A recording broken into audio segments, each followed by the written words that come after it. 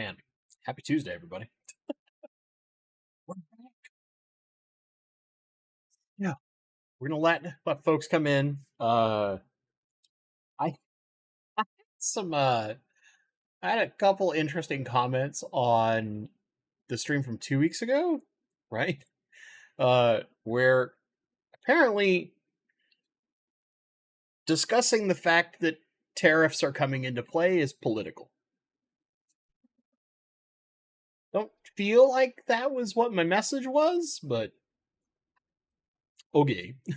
It's like just there's only so much I can do about that, right? It's like these are things that we are going to face. It's not about who, what. It's like, okay. I literally had one comment from somebody, and like, whatever, everybody's got their own opinion and can do this. It was like, uh I hate it when YouTubers get political. I'm gonna have to stop watching your channel. Like, okay. I don't shade anybody for it. He was even very, very polite. He or she was even very polite in the comments. In the sense that I responded, I was like, I'm not sure how I'm being political. It's just a fact that tariffs are coming, and that's going to affect many products in our hobby. I wanted to talk about it, give people an understanding of it, and yeah, I don't know. I don't know. Anywho, let me see. What other random things can we babble about before we get on topic? To give people a few minutes for YouTube's to do its notification thing, which it's very terrible at. Oh, see, this very random thing, right? So my doctor is retiring, but she's not that old. She's basically retiring to spend more time with her family, which I totally respect. So obviously has done well enough to where she can do so, between her and her husband. So, kudos to that. But from that same perspective, it's like, I now have to effectively start over, but I got a bunch of like referrals and things in. And like, yeah, it's one of those things. It's like my wife and I share the same doctor, and my wife is way more panicked than I am, just because for me, I'm not that complicated in the sense of what I have going on, but in the case of my wife, right, with her disability and her nerve condition, it's way more complicated, and it's significantly scary for her because the like poke and prod process that usually occurs with new ones, new doctors, that is, just is really, really hard for her. So thankfully our doctor, who's phenomenal and wonderful, gave a few suggestions of people in the network that we're in. So we're University of Washington Medicine, or UW Medicine, is like this really big network, and they kind of absorbed what's called Valley Medical, which is a hospital and a few other satellite facilities that are south of Seattle, and that happens to be where we go through. So yeah, just WebMD it. Yeah, if I WebMD everything, it's going to tell me I have like cancer, Ebola, and I need to amputate immediately, or some crazy nonsense. Like oh man, WebMD. Anyway, sounds like that was the fun part of my last week amongst anything. So my wife had some appointments. I was helping get her to those, and we found out our doctor is retiring. And then I had an appointment this morning with the same doctor.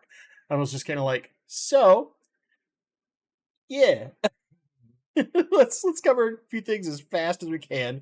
Paging Dr. Chat GPT. Oh God. Oh God. Even worse. Oh man. Anyway.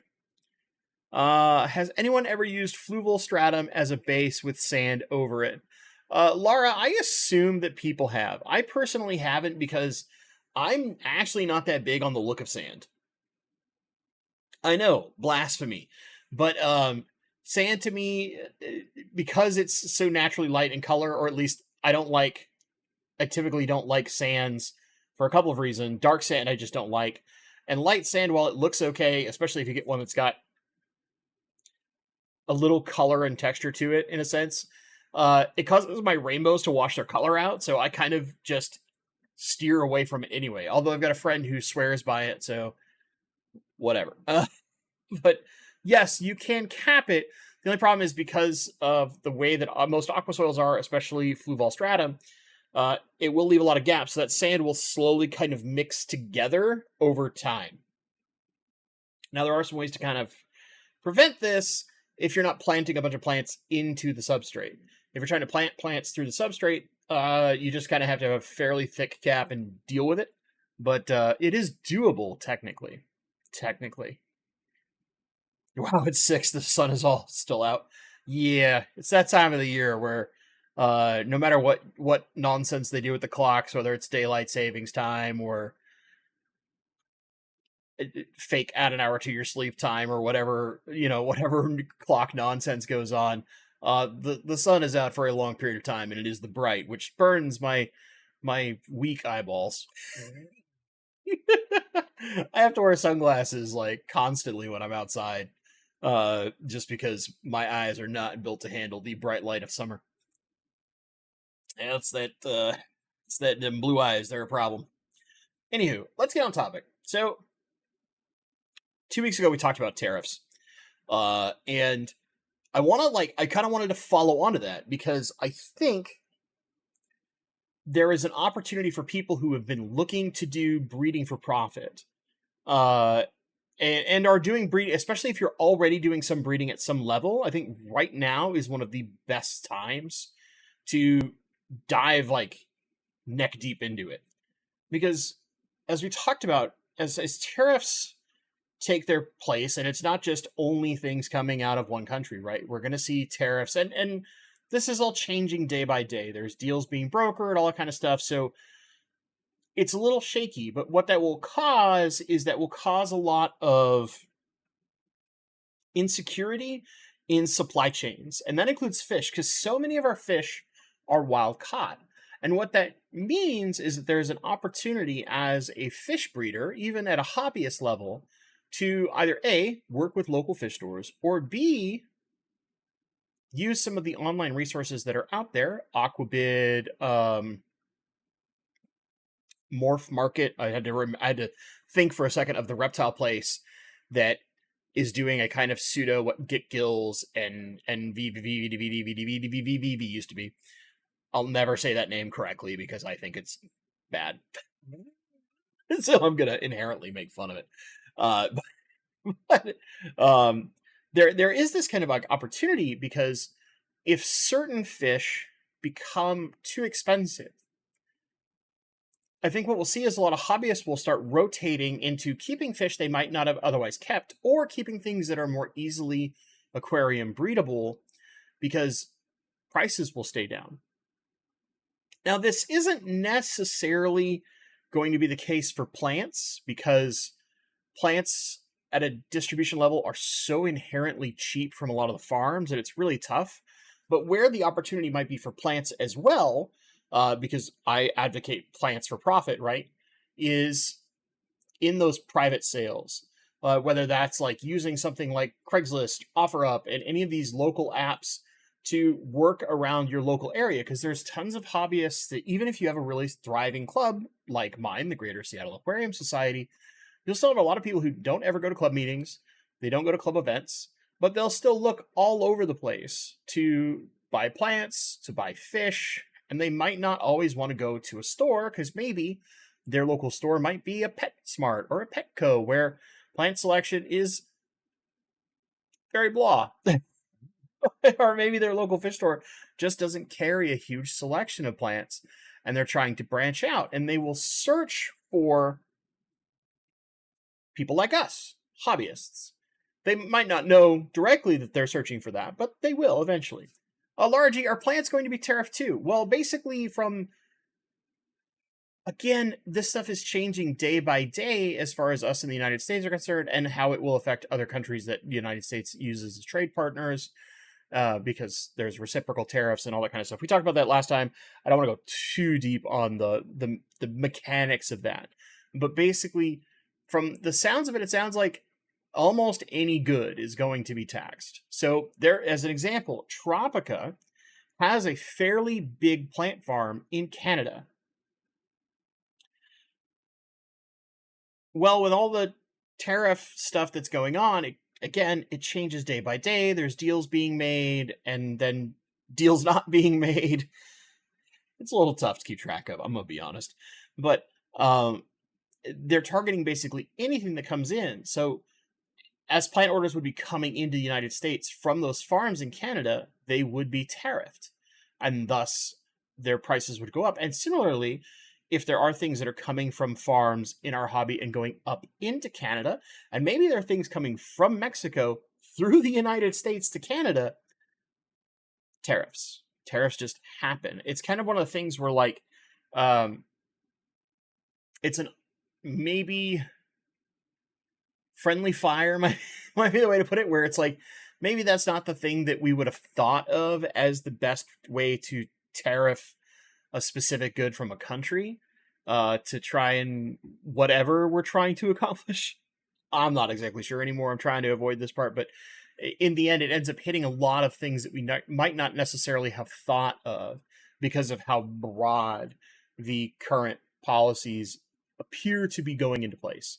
I know a lot of you've probably seen online reports now where like items on Temu, which I hate Temu. I will never use Temu. I will never be an advocate for Temu, but people like it, right? Uh, Items on Temu have a fee that is like a tariff fee. And I saw one that's like an item that's $63, including all the shipping and tax previously. Now also has a like $87 fee that is effectively the tariff. And the fee is more than the item was. It's just like, uh-huh, that's interesting. The real Dark Star make fish keeping great again. Well, whatever. But we'll circle back. We'll get back on topic. So where that's good for us, potentially, is if you are a small fish breeder, maybe you're aspiring to scale up to be a more larger fish breeder, or maybe you're someone, I'll give you examples I'll give you is be like Marcel W, Roseline 17, who breeds a significant number of fish. You kind of have an opportunity now because if you're doing your breeding within the United States, you can potentially provide extra stuff, extra product, fish, plants, snails, shrimp, whatever, without the risk of some of the import tariffs that are going into place for a lot of fish that are normally brought in from overseas or potentially wild caught. And one of my biggest examples here, Mike Stambaugh, somebody who breeds a lot of fish. Good to see you, buddy. Angelfish. Master Breeder Dean, good friend of mine, breeds a bajillion angelfish, right? We all know that angelfish are relatively efficient once you kind of master them to breed inside a home aquarium. Well, now any wild-caught angel that might have come in, or potentially variants of angelfish that were brought in for, say, like the Czech Republic as an example, tariffs on those imported goods, because they're going to consider them goods, make them to where their price is no longer necessarily affordable, and it gives an opportunity for home, like down home basement breeders, as we like to call them, right, that are making their fish in their fish room, the opportunity to potentially offer a service, whether that is online or to a local store, that has a significantly higher value, because now you're getting not only usually, I want to be very clear, this is usual, occasionally not the case, but most of the time in my experience with home breeders, higher quality, local, which means they're more adjusted to the local water. And now, because of tariffs, they might even end up being cheaper. So it's a better opportunity for those small fish stores or us who go online and buy our fish. An example would be if you're breeding a significant number of fish, Dan's Fish, I have heard, will basically always talk to breeders and potentially do large orders of fish from breeders and kind of continuously work with them. Well, this might present you an opportunity. Maybe you got 3 or 4 tanks of a particular fish you're very good at breeding. And now you might have the opportunity to scale that instead of 3 to like 10 tanks, maybe 20 if you're really crazy, and breed a lot of that fish, because now that demand has a big opportunity to increase. Now, granted, I will say that the potential downside to this is, again, these things are changing every day. So day to day, we have almost no clue how it's going to affect our hobby. Other than this day, it's looking very scary. The next day, it might look less scary. The day after, it might be perfectly okay again. And then a month later, it could be the end of the world. Who freaking knows? But also, one of the things is if you scale too much, uh, there is a potential risk that you burn yourself out, or maybe you will start producing more fish than you have buyers for, and now all of a sudden you're getting all your tanks full with all these fish that are raising up. But the likelihood it feels pretty low unless you are in a more remote location where you don't have a reasonable local fish store or three that you can work with. Um, we talked not too long ago with Rob's from the Aquarium Guys podcast, and they told us that story of going to the Quad City Fish Shop or Fish Swap in kind of in proxy for their local fish store as buyers, right? And they used the Quad City Fish Swap when all weather and all sorts of other distribution problems were basically preventing the fish they would normally order into that store from coming in, to stock up the store and maintain the store's ability to sell to customers. Well, we might be looking at a situation where that becomes more of a norm for a lot of hobbyist breeders, which could, I'm going to put this in big quotation marks, could change the way that certain places, even at potentially a distribution level, look to adjust how they bring in fish. Now, big distributors, it's going to be hard to change them because they bring in such crazy quantities, right? But there is still an opportunity at a smaller level to make some change, which could be really good because it might drive more and more people toward relying on locally bred fish in order to enjoy their hobby as opposed to just whatever is normally imported into the country, right? Whether that is live caught or from some of the overseas fish farms that breed fish in crazy high numbers. Now, for me, as a rainbow fish person, this is a little daunting because one of the best sources of rainbow fish, it comes out of Indonesia, and it is basically a farm that works with the natives to locally source and then sustainably farm a lot of the rainbows that are not very common at the distribution level. This is one of the people that like Dance Fish uses. I know a few other stores that have now started working with that same person, but basically it allows them to bring in a big variety of rainbows if they happen to have the ability to sell and have the clientele for those. Well, with tariffs, that becomes a nightmare for some of us rainbow fish fans because they might get very, very expensive very, very fast. So there you go. There's my thing. I want to hear your comments on it. I'm going to go through them. And and then after that, Bentley Pasco makes it super easy for me to see your questions. We'll do full question and answer as always. Kind of whatever you want to talk about. We'll do it. Why not? It's fun, right? Although I guess some things I will casually dodge. All right, let me check for some questions that we haven't answered yet or somehow included in the conversation. Other than making fun of like WebMD and ChatGPT for getting my medical advice. Gently, I'm currently keeping newts and breeding them. Sells good at reptile and fish shows. So there you go. Local breeder, working well. If you haven't looked at it yet, Jet, one place that you can look for online, if you start scaling to where you're producing more newts than you would sell at those local shows, go look at Morph Market. They're a small company that's owned, it's basically like a mom and pop company in the grand scheme of things that has created a reptile themed market, mostly for a lot of like the color morphs in snakes and reptiles, snakes especially.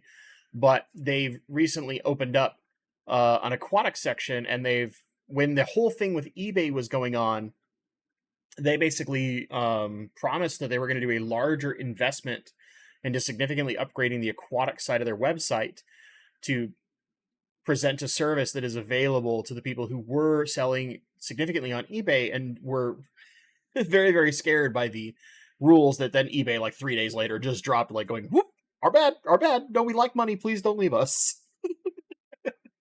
More people might start buying off eBay. That's an interesting thought too, right?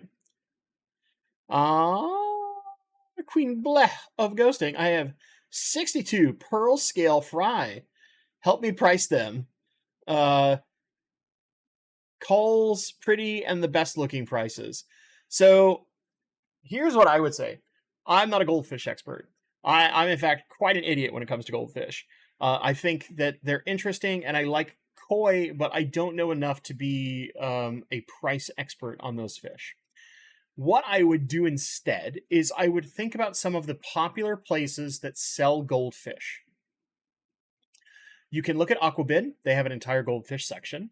You could look at eBay and try to find similar postings of the same type of fish that you have and are planning to sell and see how they sell there and make sure you're including shipping information and all that kind of, all those extra costs that might not be implied in the direct price.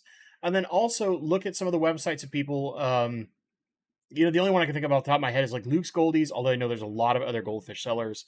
And look at how they sell their fish and what the price is. The big thing I will tell you is pricing is going to depend 100% on your platform. In general, when I was selling rainbow fish, when I was doing some breeding of rainbow fish, when I wasn't working my brains out constantly, I tried to sell cheaper than websites because I was only selling to locals. So if I would see, example, a high quality Bosemani rainbow fish at $25 on a website, I would sell them for 12. And I purposely did that to, one, encourage people to come back, right?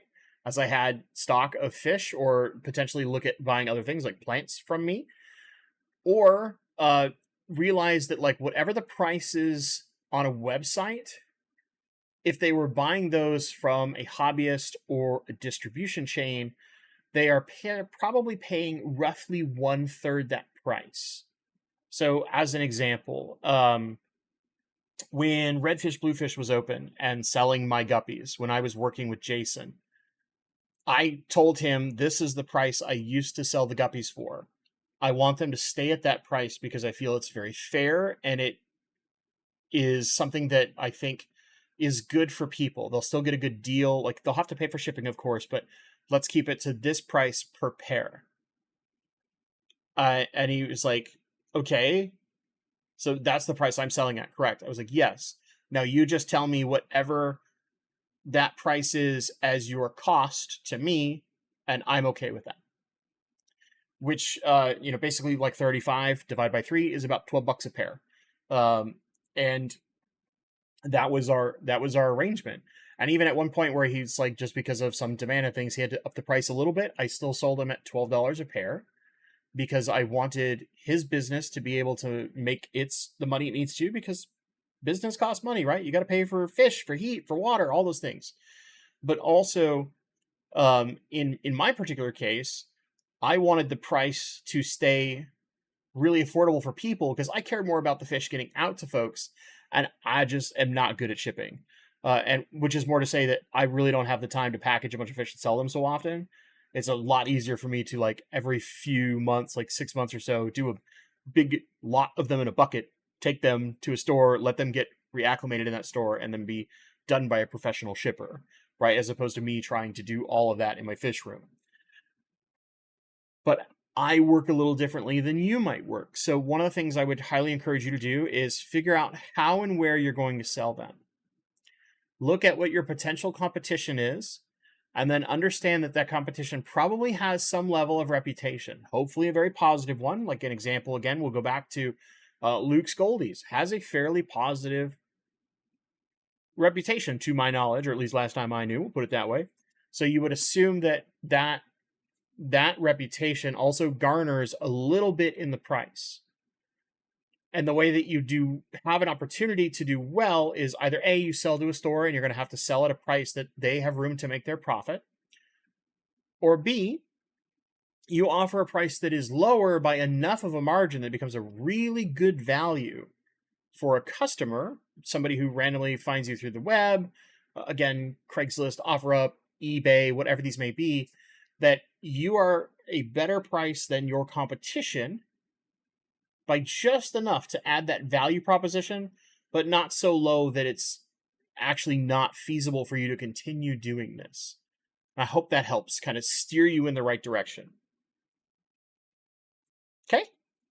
But cool that you're doing pearl scale. Pearl scale are very pretty. I will say that. That's about the most that I know. I know what pearl scale is, and I know that's very pretty.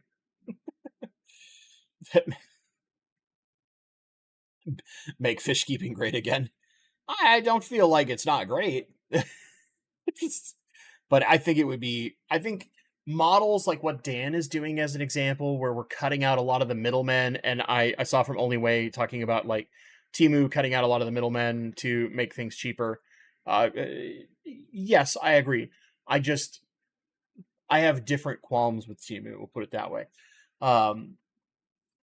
I think that practice at a like fish distribution level is not only better for the product that we as customers are getting, but is better for the health of the pets, right? So I think potentially there's an opportunity in this period of uncertainty, we'll put it that way, that stores that maybe didn't work as much with local breeders might open up that like those reservations, whatever they may be, the reason why they were choosing not to work with local breeders, in order to make it one, tenable to keep selling fish, and two, maybe get in a product that they wouldn't previously have explored that now they're willing to explore because there's too much cost associated with doing things by the normal means. Now, I don't think any of this is like really hit quite yet, but we'll see. We'll see.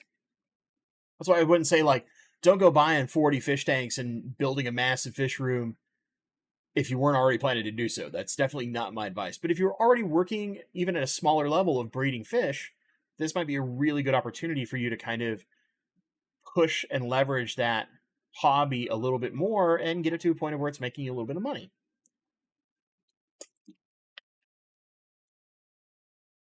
Water, it's good for you. Mike Stambaugh, more tubs this summer, easy breeding and quicker growths. Yeah, that's one thing. Like, tubs are phenomenal if you do outdoor tubbing. It's really good for fry, especially if you're very, very experienced with it. I would love to do some level of outdoor pond at some point, but yeah, I end up so damn busy. That's really what it comes down to. Aquarium fun, bent sea aquatics. No. I'll tell you this, like, the only business that is aquarium related that I would ever consider opening up would be doing like a helpful app. We talked about it before, doing kind of like the Master Aquatic Horticulturist program online, until I was working on it until a developer literally like ghosted me and took a substantial sum of money that I had paid that person. But I've been trying to talk to somebody that is a friend of mine who I trust a lot and who is into reptiles. And he understands a lot of the things you need for reptiles. It's like really easy to teach him what you need to do those same things for aquariums because he kind of understands it from a reptile perspective. He's a big snake keeper. So it's like, it's easier to talk to him instead of like a developer that has never kept fish, which is what I was doing before, and being like, okay, here's what we should do. Here's the kind of parts and things we would want to start. And here's our kind of roadmap of things that we could look into doing, but let's focus here. But like, again, this is somebody who works a ton like me, but might be running into some time off in the near future. And we've been in some discussions. Yeah, I'll just put it that way. I'm trying to figure some stuff out. If I get anything concrete, you guys will be the first to know. And for those of you who have been members for an eternity, you'll basically get to be the guinea pigs. I'm gonna make you test stuff for me. Man. But yeah, I have goals, I have things I want to do. It's just about getting time and or doing all the heavy lifting myself, which is a little rough with how little time I end up with at the end of the day. I have grand dreams. I just don't know how to make them work. Okay. Fish the Keeping. What a great name. Hobbyists tend to want retail prices for their stuff. Selling 25% of a retail shop is a great deal, but people would rather send 20 fish for retail than 200 at wholesale price. Yeah, I agree with that, but I think one of the things that I've tried to preach many, many times when I do my plants for profit oriented videos is that if we try to not provide, effectively speaking, a great value to our customer, and if our customer is a store versus a person, that value becomes a little different.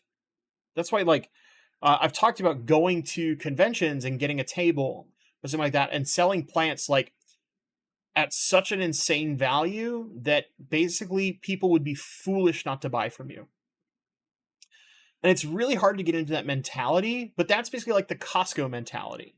And the reason why it works is it creates volume of sales, and or it sometimes creates both. Sometimes it just creates one or the other. In this case, uh, it creates people who are just willing to take a gamble on somebody they don't know whatsoever because the price is so good, which is very similar in a sense to like a lot of offshore sourced goods is that the price, the value because of the price becomes so good, it's hard not to want to gamble on that product and try it compared to the thing you know that is significantly more expensive, right?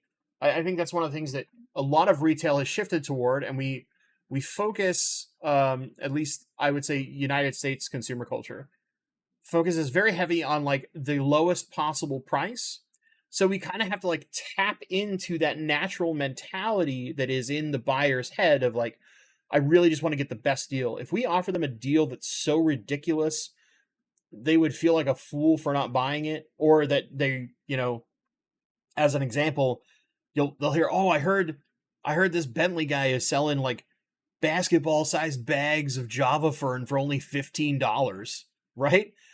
And they show up at the table and like, I want that basketball sized bag of Java Fern. And you're like, I'm sorry, I sold out. I only had so many, and my prices are so good.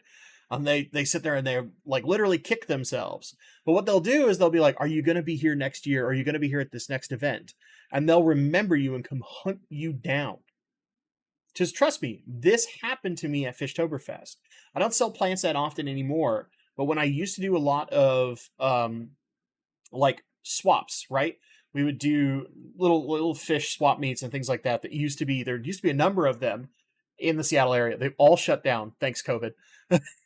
But I would have people who would meet me toward the end of a swap and realize I was really sold out, and I would just tell them like, "Hey, I bring a lot of stuff. Here's what I've got left.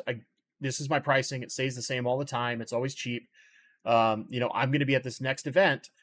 Hopefully, you can get there early. Come and see me, and just say like, hey, we met at the end of the swap. I didn't get an opportunity to get this one thing that you had before. Do you have it now? And I'll hook you up a little extra, right? It's one of the things that I like doing personally because I feel it builds a better recurring customer. You get people that will inherently trust you in some way, shape, or form. And I know that like it sounds kind of scammy to say like inherently trust you, but it's more like they will seek you out because they know that your goal is to give them a good deal, because while you are a breeder and you're trying to make some money, you just love the hobby. And that's one of the mentalities I think is the hardest for me to like take from the way that my brain functions and drill it into other people. And I think you make a great point, Fish the Keeping, is that a lot of people see a retail price and like will be like, man, zebra plecos sell for $150 a piece. I'm going to get some, I'm going to breed them, and I'm going to sell them for $150 a piece. When it's like realistically, you probably need to sell them at $100 a piece at a swap to have them sell reliably, because nobody really knows you yet. Or just more, it is a larger purchase. And when you're doing it at a swap randomly, a lot of people get gun shy about big purchases like that. So you have to give them such a value compared to what they would have to pay at a local store or an online retailer that they say to themselves, like, I'm going to be a fool if I pass this up. Right? This is one of those things. Shiny Best, thank you for the gift membership, and also thank you for the things I learned from you, buddy. Always, thank you, man. You're always here. You're always hanging out. You're always being wonderful in chat, dude. Like I love a lot of the stuff we get to do. I'm actually like, I gotta tell you guys a side story. I'm sorry, we're gonna go off the fish tangent. You know how I operate. I can't stay on track to save my soul. There was this thing at work that came down, and I'll talk about it because it's kind of silly. They had changed this guidance from like upper level management. And I'm a contractor, right? So I'm kind of beholden to like what Meta's upper management dictates to my contract company. I just kind of have to follow it almost no matter what, even if I know it's like this does not help the program. Yeah, that's how I have to say it. But anyway, they're basically like, we're gonna change your core hours, which is the hours you're required to be here, to this. And basically was like, you have to be on site 10 to 5. And it's like, cool, so I only have an hour flex on either side for my 8-hour day. That seems like really restrictive. Where I typically was getting into work at 7:30 in the morning and leaving anywhere between 4 and 4:30. It kind of depended on how much extra work I have, breaks, things like that. And then I slog through like an hour and a half of traffic to get home, which, good lord, it sucks. Well, they were starting to tell me like, hey, this is the guidance, my contract company. And I'm like,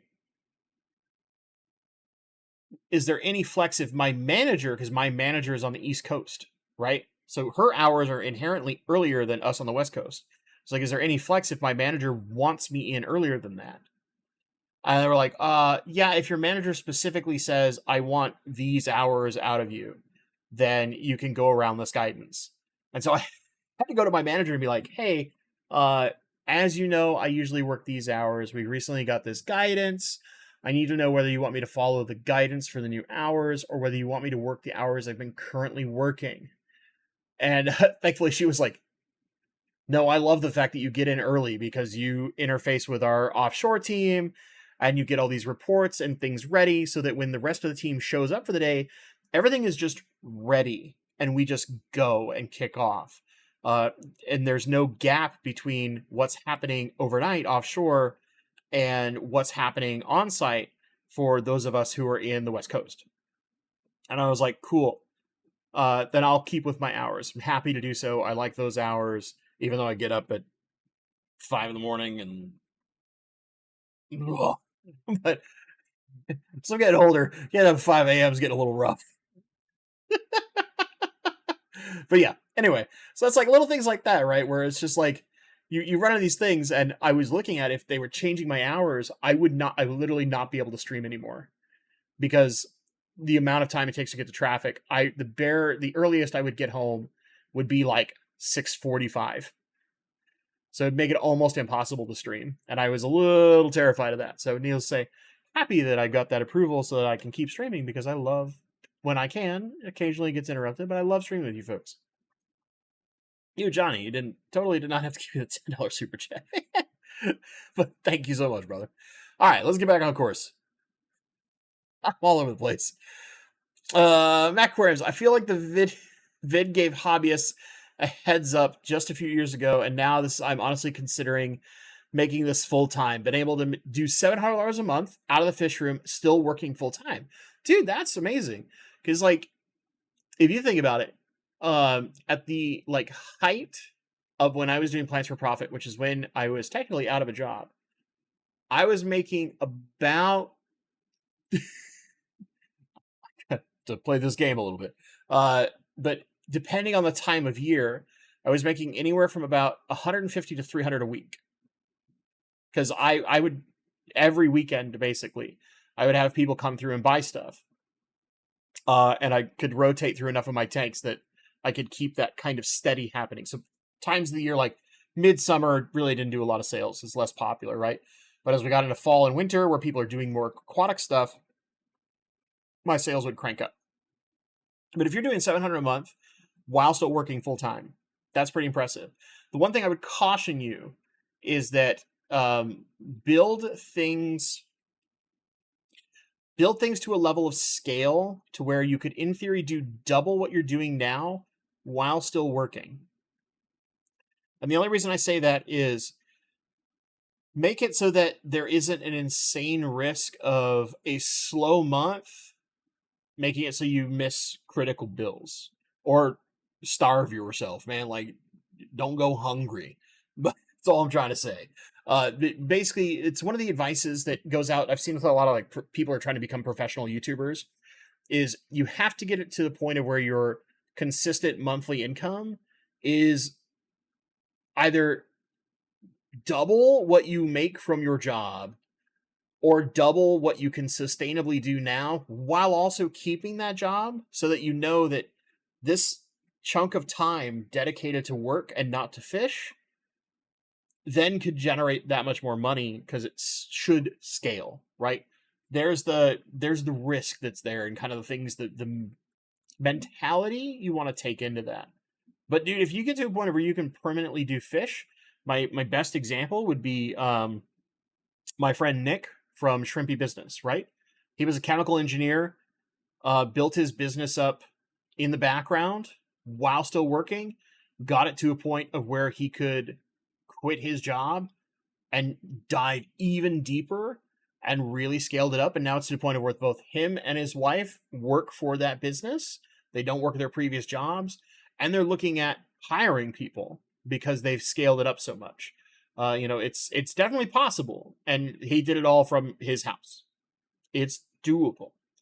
It just takes a lot of work. But obviously, you're already at like $700 a month from fish. That's pretty damn good.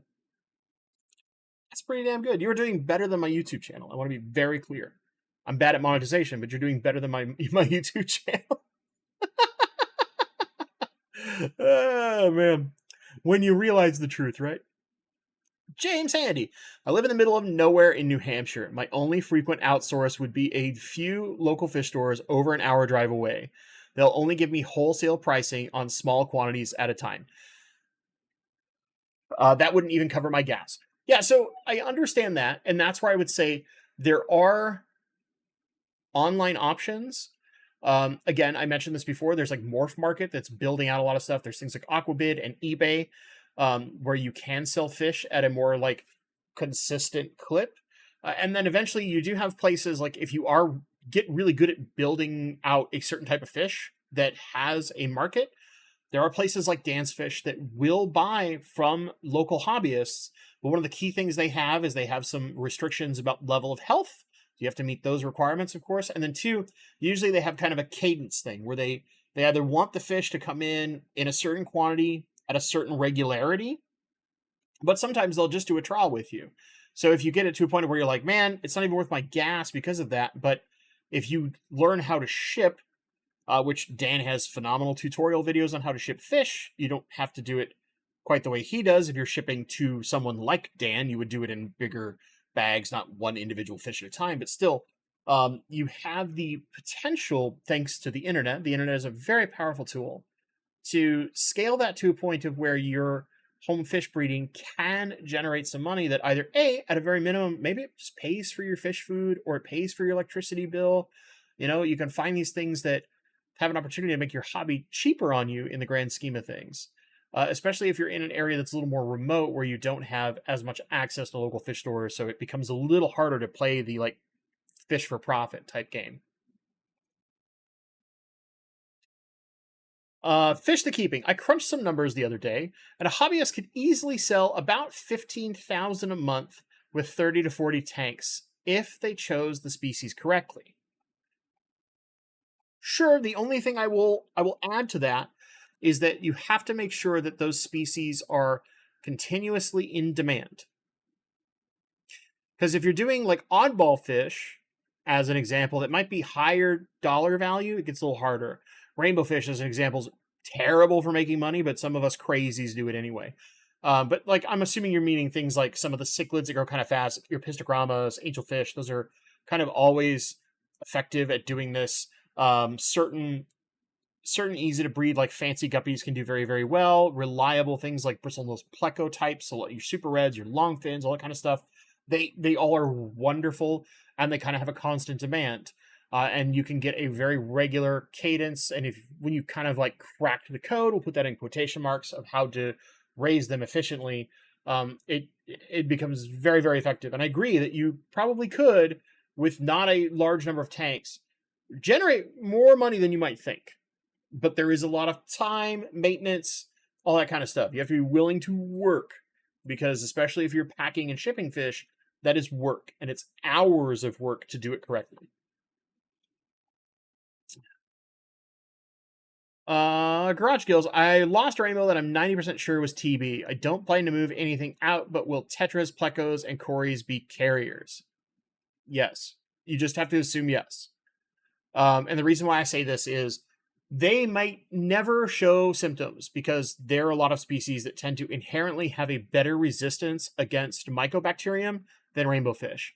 But if you move them, even though they're not having any problems, they still could, their immune system might be fighting it off very, very well to where they're never having the problem, but it still could introduce it to a different system that then could infect the fish that are weaker, which sucks. Do not get me wrong, because like, let me give you an example. My retirement tank has a big group of roseline sharks, denison barbs. They're all super healthy. They're super active. All of my fish right now in that tank, by the way, and for the last like 9 months, I've seen no issues, even though I know I lost a fish to mycobacterium in that tank. But everybody else is healthy. They're fat and sassy, as my good friend Dan likes to say, looking great, doing good in that tank. I can't move any of them because that risk is present, and I would feel miserable if I spread that to any of my other fish. Even though, man, those roseline sharks would look so good in the guppy mansion after I get the guppies out. Oh, they look so good, but I can't do it. It hurts, man. It hurts. But that is sadly life. I'm just going to let them live their lives and do their thing. The Real Dark Star, the U.S. has a much larger range of fish than...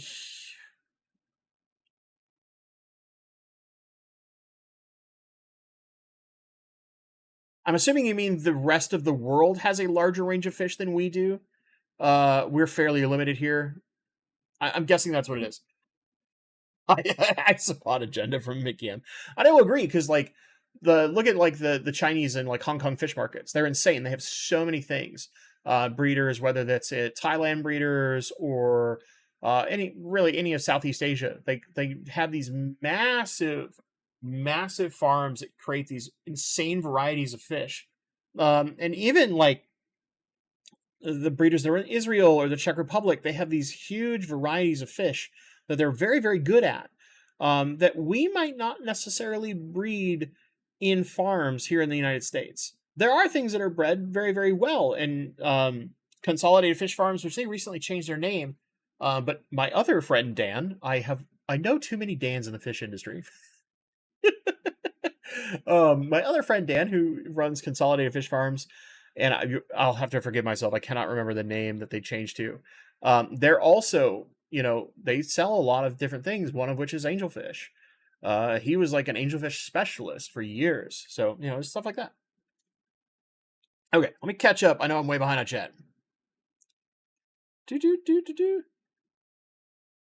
Stephen P, gotta love that get this out of my site pricing. That is basically how I price things.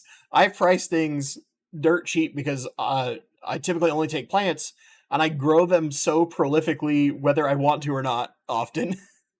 Sometimes I don't want to grow certain plants too much and they just naturally are like, but we like it everywhere. That I price it, get this out of my site pricing. And if I sell my entire table out, usually it's designed to pay for my trip and that's about it. I might make a small amount of profit. That's the way that I do things, which, if you're trying to actually make money, probably not the perfect route to take, but it's a start to the route. All right. I also don't bring really insane quantities because I'm not as hardcore growing things anymore, but that part don't matter. Steve Atkinson, what about selling and breeding high value fish like flower horns? Local fish store sells them for a minimum of $150 each, and we always sell out. So my question to you, Stephen, is how many are they bringing in? How many do they sell in a month? How many do they sell in 2 months? How many sell in a year, right? Because you might get into like breeding flower horns. And the reason I think about this is I knew a guy who used to breed dovi, right? Big monster fish. And they would have these massive clouds of babies. And he would struggle to find places to get them because the shops that would sell dovi or the online retailers that sold dovi, they would sell like 2 a month. And yes, high grade flower horns especially have very high prices. But the real question is, if you're breeding, let's say 50 flower horns a month, but your local fish store is only selling through like 3,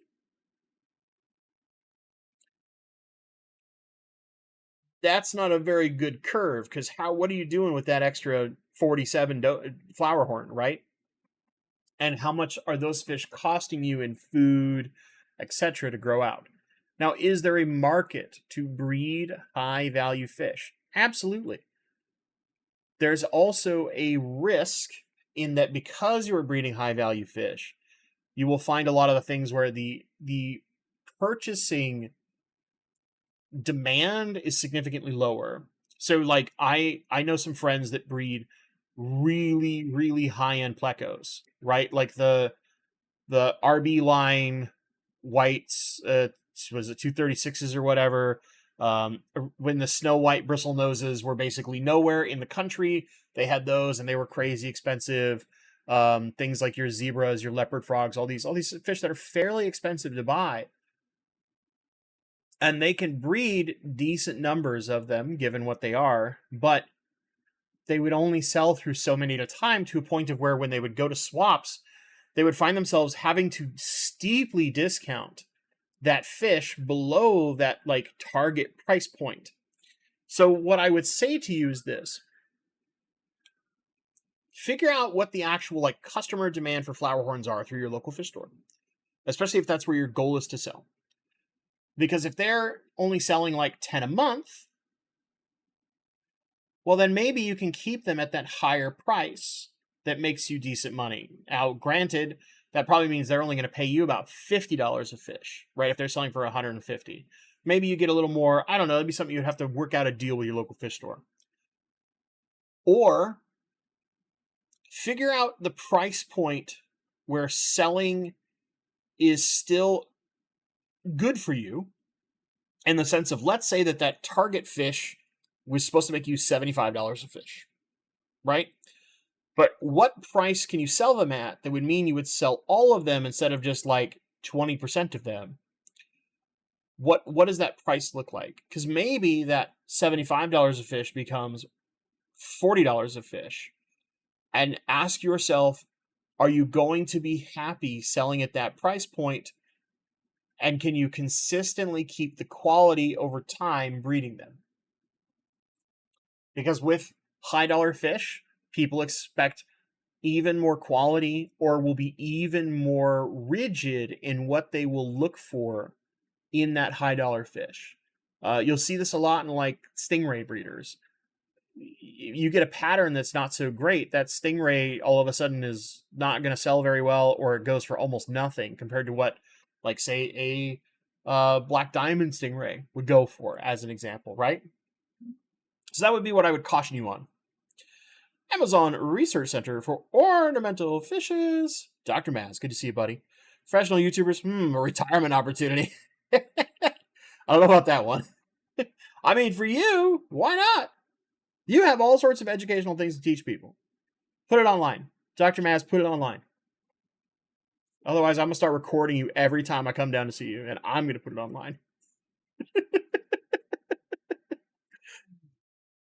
Johnny Best, some people work 2 jobs. I don't know how they do it, but it's all mental prowess.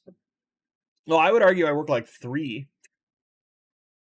And I probably work 1 at an exceptional level, 1 at an okay level, and the other one at a level. certain things definitely suffer. Bumper cell, go home, YouTube. I have a membership already. Oh man, YouTube loves like trying to force advertisements when it's just obnoxious, don't they? I've been fighting with YouTube every time my live streams go to the replay crew, because they will pack like an ad every 3 freaking minutes, and I have to. Sometimes I forget to go back and try to fix them to get it all removed, or at least just be like, okay, give me like 1 every 20 minutes, 1 every half hour. So it's just like start, middle, end. Stop jamming them full. Good God. I don't care about making money off this. This is my fun. Robert Johnson, the difference in income for 27 27,000 subscriptions versus 90K must be substantial because Fish Shop Matt does YouTube only now, as far as I know. I mean, it depends. So, like, the other thing is I don't want to get too deep on this, but like, somebody who produces one video a week versus someone who produces three, even if you're at the same audience size, the one who produces three is inherently going to produce more revenue because there's 3 videos worth of potential advertising revenue, right? Or the person who produces a really high quality video only once a week. And in that regard, I would look at like MD Fish Tanks is a good example. You mentioned Fish Shop Matt. Like his videos are very high quality, right? He's putting together really, really good content. Plus, he has a fairly large audience. So it becomes more reasonable to do things, and it also drives him to make more content than just like say one video a week. But you can remember back when he was really only making like one video a week, but the quality is so good, right? And that's where the like the YouTube game matters. There's some other things like inherently, if you do not live within the United States, but you have a strong United States audience, YouTube will push your videos more, and the more that you get pushed, the higher your ad revenue becomes. And there's like a cost per thousand that ad companies have to pay. And as there's more and more competition to put your ads in front of these videos that have certain higher demands, you have to pay more and more money for every 1,000 views on that ad than you would on, say, Bentley's channel, even if we had the same rough audience size potentially. If one video is getting more traction because it draws an international audience, there's certain like weird back end YouTube things that happen to occur. I obviously don't care that much about the ad stuff because this is my fun, right? If my YouTube channel makes enough to pay like my electricity bill or my fish bills and let me buy occasional equipment to test, that's where I'm happy. I'm certainly not making this a job. But yes, as you get bigger and bigger, the income definitely scales.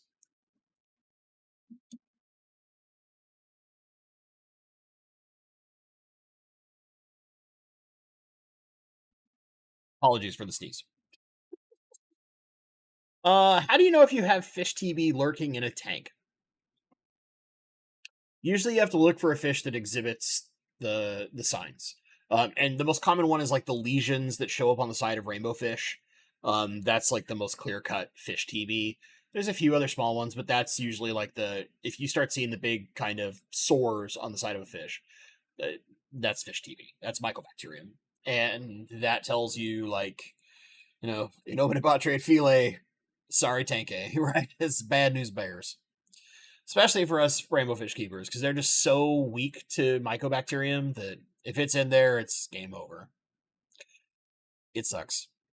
Johnny Best. Can dose a little C-Chem nitrogen, potassium, phosphorus in a 20 long planted tank all at the same time in a tiny dose at the same time, or no? Yes. As long as you're not doing iron with those, you should be fine. Those 3 should be okay together. Especially if you're like microdosing. You should be fine, Johnny. Mickey M, I'm unboxing 4 Tenga half beaks as we speak. Ooh. Half beaks are such a like, how to put this? You know when you refer to a dog as ugly cute? Like pugs or Shar-Peis, especially Shar-Pei puppies, because they basically just look like a giant blob mass of like skin folds and fur. I feel like half beaks are like that, where they're weird, interesting. Like it's like they're just so different than every other fish that it makes them kind of attractive and interesting to keep. I wouldn't say like ugly cute is the accurate description, but it's like weird cute. It's kind of like people that really get into like ambush predator puffer fish, where like they're part of it is just how they act and behave that like triggers something in our brains where we're like, I like this little potato that just lays in the sand. I'm happy. Here you go, little potato. There's a tiny feeder fish to murder. You know, it's like, yeah, it's just certain things trigger us in this hobby. They hit it right in just the brain where we're just like, I'm happy with this. Oh man, the Moneyless Maven. Hi Shirley, good to see you. Good to see you. Elaine, can you please turn on a replay live chat? It's much easier to watch replay with a chat to help me. Do I not have that on by default? If so, then I feel like a dope. Let me see if I can turn that on. Can I just turn it on from here? I think I have to. I thought I had it as a default setting, but apparently I don't. I will try to fix that. My apologies, Elaine. I thought I had that on, but apparently I am very freaking wrong. We'll fix it. We'll fix it. I'll get it turned on as much as I can. Hopefully it's something I can retroactively fix. But I'll start to hunting. Like right after I do this video. Which, speaking of, we're actually gonna cut it here, folks. And the reason why, other than it is the usual time, but I have a former coworker and friend who has an interview tomorrow, and I'm gonna give him some interview coaching and some interview prep work. You guys all know, like, the industry is a freaking nightmare if you're in tech, which we are. So any little leg up matters, and yeah. Oh, shush. You shush. Yeah, at the very end, you gonna start making noises, dog? I see how it is. You're fine. You're fine, Shanny. The guard dog has awoken. Anyway, gang, I want to thank you all so much for watching. I hope you've had a phenomenal week. Have a phenomenal rest of your week. And yeah, I look forward to seeing you all next week. We should be here for our usual time, unless traffic like eats me alive. Bark, bark, bark, bark. As always, my friends, thank you so much for watching, and stay awesome. Silly dog.